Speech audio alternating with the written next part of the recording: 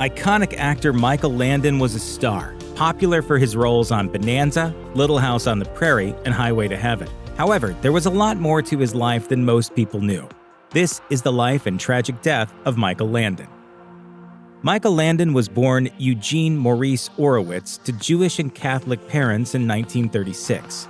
His dad struggled as a movie publicist, while his mom was an actress who harbored thoughts of killing herself. Landon's parents constantly fought with each other. Crumbling under the pressure, Landon used to wet his bed, and his mom would humiliate him by hanging the bedsheet to dry outside. In her book, I Promised My Dad, Landon's daughter, Cheryl, wrote that her father's difficult childhood experiences made him decide early on that he would never follow in his parents' footsteps. According to Cheryl, the young Landon vowed to live his life differently as an adult. If you or anyone you know is having suicidal thoughts, please call the National Suicide Prevention Lifeline at 1-800-273-TALK, 1-800-273-8255. Michael Landon's beginnings were full of tough moments. He was often bullied by his classmates for being half Jewish. I was a Jewish kid in a town with only a couple of them. He was thin and angry as a child. Additionally, his mother bullied him and his dad at home. Landon's daughter, Cheryl, described how exhausting life was for the family in I Promised My Dad, writing, "Landon's mother bullied everyone, including her husband. Dad felt his father shouldn't have allowed such things to happen. Landon believed that it was a bit too much for his father, who eventually grew weary of it all." Cheryl wrote that Landon spent a lot of time by himself. He'd often fantasize about building an identity for himself, away from his current reality. Later in his life, in the 1950s, he faced immense disappointment when his dad tried to get him a gig in Los Angeles through his connections at RKO Radio Pictures.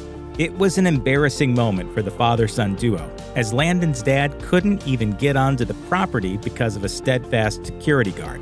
Landon decided at that point to make sure that he was independent, never having to answer to anyone. Despite encountering several obstacles early in his life, Michael Landon was undoubtedly talented and discovered that quickly. He was an excellent javelin thrower.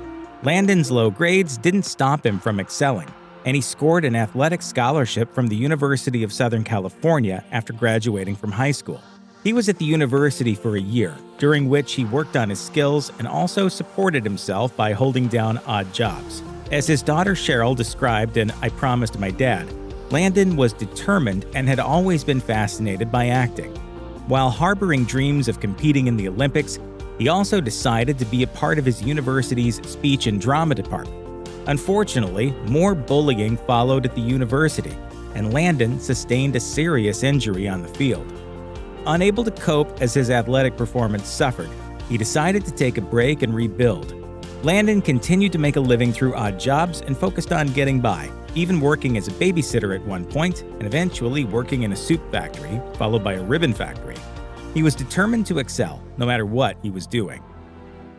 While it's true that Michael Landon enjoyed acting, he didn't plan on pursuing it professionally. Nevertheless, he found himself doing exactly that through a series of unexpected events. As the story goes, while Landon was working at the ribbon factory, a colleague asked him to assist him with an audition for Warner Brothers. Landon was happy to help and found himself enjoying the acting process.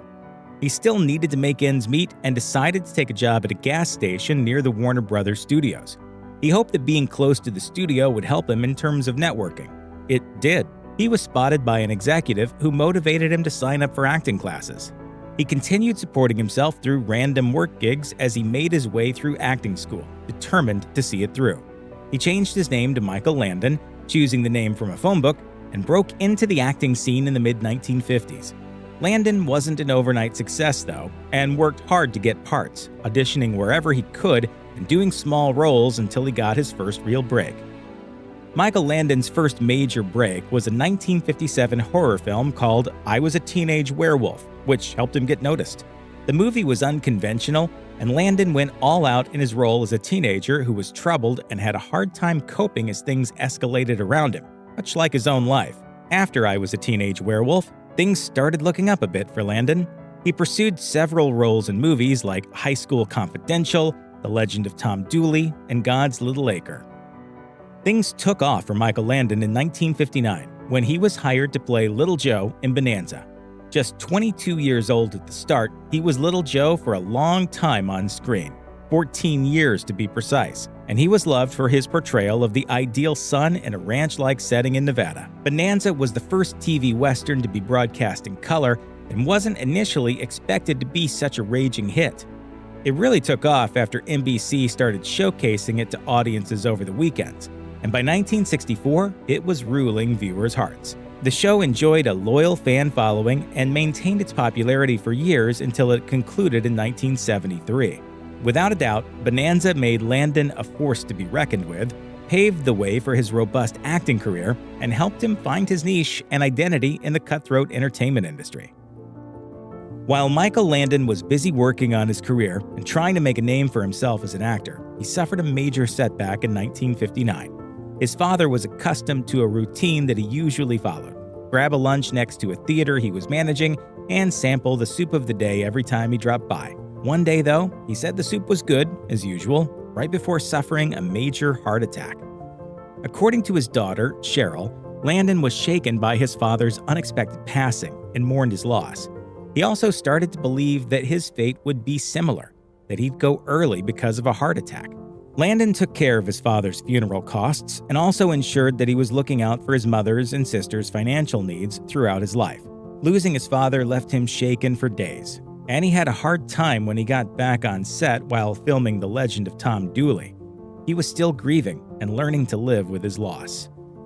Later in his career, Michael Landon wished to take control and oversee his work, an aspect of his personality that irritated many co-workers. When Landon turned to directing a few episodes of Bonanza and even writing them, he was his own worst critic and believed that some of the episodes weren't as good as what they'd already done. Additionally, because he was always chasing perfection, he ended up having a few disagreements with those he worked with. Bonanza's executive producer once remarked, "Landon would challenge nearly every line, every scene, every setup in other writers' scripts." It got increasingly bitter toward the end. Landon was labeled as arrogant and stubborn at times, but he said that he didn't want to blame others for his mistakes and would rather take responsibility in case an episode didn't work as expected. Unfortunately for Michael Landon, his personal life, particularly in terms of romance, wasn't perfect. He was married 3 times as he navigated rocky relationships. As aptly described by People, Landon was often depicted as a family man on one of his most popular shows, Little House on the Prairie, but his reality was different.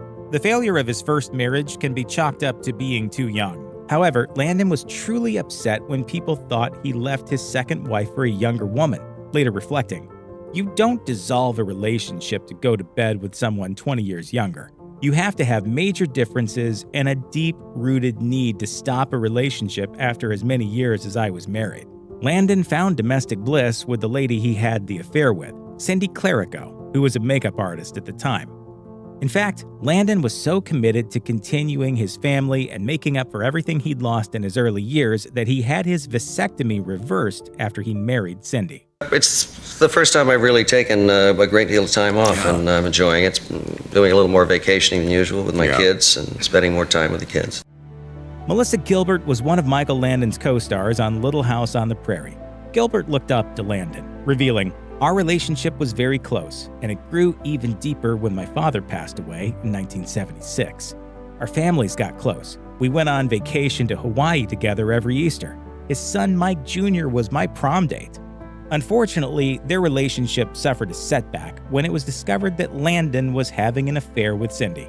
Gilbert was heartbroken. In I Promised My Dad, Cheryl wrote that Gilbert was as surprised as Landon's own family was when details of the affair came out. Cheryl added that Gilbert had publicly commented that Landon leaving his wife for someone younger proved that he was far from perfect. The affair had a detrimental effect on Gilbert's relationship with Landon. She stayed polite but wasn't as friendly with Landon as she used to be, and they didn't communicate for a long time after the show ended. Gilbert wouldn't speak to Landon again until 1990. Despite their long period of friction, Gilbert remembered her on-screen father with fondness later in life, saying in 2009, "He was an amazing man, an amazing talent, an incredible director, actor, writer, a great boss, an incredible human being." Michael Landon's life was irrevocably changed when he received a cancer diagnosis in April 1991, though he remained strong and wasn't scared of dying. In an interview with Life magazine, Landon commented about his battle with the disease, saying, "Look, there's two things that can happen. I can win or I can lose, and I can handle both." After being diagnosed, Landon devoted a lot of his time to his family while focusing on treatment options like chemotherapy and experimental treatments. I think every moment just gets a little more important after something like this. Landon stated that he wouldn't simply lose hope and would fight back. He also said that he had faith in God and family and that he wasn't scared of death. In I Promised My Dad, Cheryl reflected on one of her biggest regrets, the fact that her father spent much of his final weeks not seeing his children because of miscommunication between her and Cindy. The latter told Cheryl and her siblings that Landon could only see them on the weekends, which was far from the truth. Cheryl wrote that she felt deep pain and regret when she found out the truth and feared that Landon may have misunderstood why his kids didn't spend more time with him. Michael Landon may not have been afraid of death, but when he passed away at the age of 54 in July 1991, he left many fans heartbroken. When he passed, former President Ronald Reagan remembered him, saying, "His tragic battle with cancer touched the hearts of every American, as did his indomitable spirit." Landon's funeral was a private affair that had 500 attendees at a memorial park in Los Angeles. Melissa Gilbert paid tribute to Landon, saying, "He was so special and so basically good. With him, you always knew exactly where you stood. The man had integrity." Many years after his passing, Landon's legacy has stayed thanks to his contribution to American TV shows. Despite the tragic nature of his death, Landon remained upbeat until the very end and felt he hadn't missed out on much in his life, saying, "I've had a pretty good lick here." Check out one of our newest videos right here. Plus, even more grunge videos about your favorite stars are coming soon. Subscribe to our YouTube channel and hit the bell so you don't miss a single one.